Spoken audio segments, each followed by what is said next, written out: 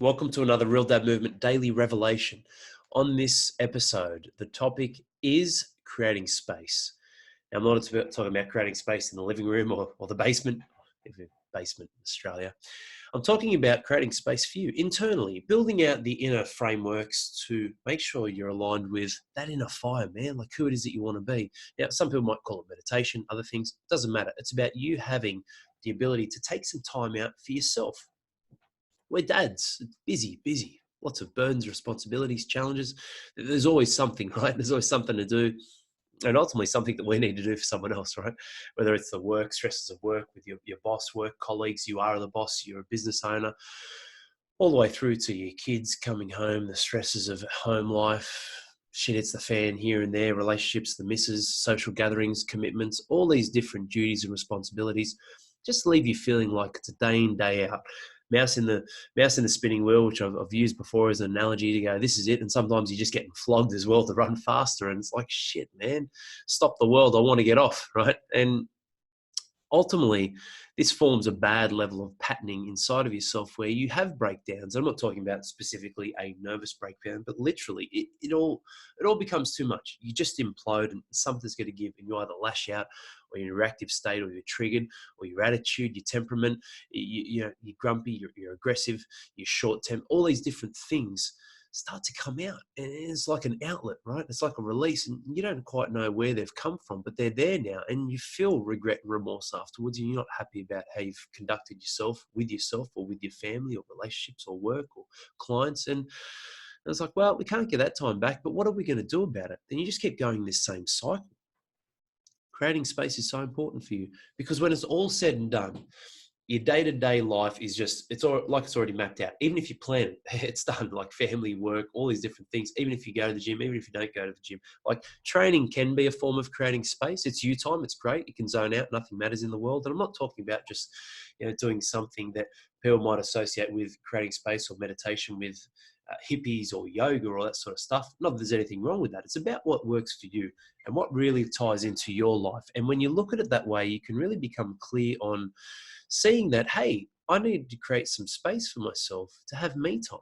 I need to invest in myself so I can be the best that I can be for those around me. And that's what this is about. You valuing you valuing your service that you can add to others by investing in yourself. You valuing the father, the husband that you can be to others by valuing your time and investing time in yourself, and really creating a level of priority that this must be done. Now, for me, most of the time I get up at 4 a.m., whether I'm training or not, so I can have the period of creating space for myself. I'll do some journaling, meditation, or music, playlists, podcasts, all different things to just zone out and have me time, just to spend some time with myself in the world. And really, sometimes it might include walks, although in winter early it certainly doesn't. And other times I might create space at different periods of the day, but more often than not, getting started for me between the hours of 4 and 5, it works. I've got a lot of time. I can kick back, make a coffee, do other bits and pieces, and just really have some me time. And then at 5 a.m., I generally train. And on days when I don't train, I'll hook into some work. I've got focus, clarity. I'll type out some letters, some emails, some other bits and pieces, and just get into a state of flow and what I want to do for the day. And it really, really works, because come 6 o'clock, training or working, I've got time with my family. The little one's up between 6 and 6:30, and I've got time with my family for a couple of hours, get them off to school or make them breakfast, do other things. And I start the day with a big win, and I'll hook into work and get started, and everything is set. Yeah, shit, it's a fan, things are going on, but I've already invested time in myself to have clarity on who I am, to align with who I want to be, keep the nice temperament that I need to either diffuse the situation, remove myself, or get on top and be assertive with how I'm going to control what needs to be controlled with what's affecting or happening to me, and also how I can influence and be part of the team and be the right man, leader, and father for my family and husband to my wife. And this is something that is real for you, mate. You won't have that opportunity if you don't invest in yourself. And that's what it really is. Creating space, it's so important.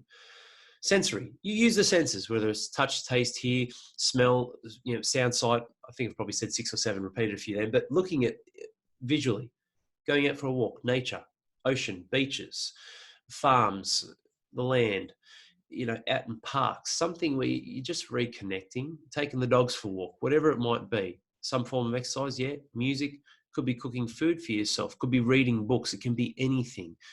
Generally, it's not usually best with ultra forms of technology that are zoning you out, like things like watching TV and that sort of stuff. It's creating space is a period for you to have that moment or moments of reflection in who you are, where you've come from, what you've done, what you will do, planning the day, all these things at a nice, steady, calm rate where you are dictating and controlling your emotions, your thoughts, your feelings. You're aware of that. And from there, you have the ultimate launch pad to then kick off into the day and kick some ass and move ahead on your terms once and for all, instead of being in a triggered reactive state in which life is rolling through you and telling you what to do and telling you how to live your life. Big, big difference. Slight shift, only a couple of percent, but a big difference.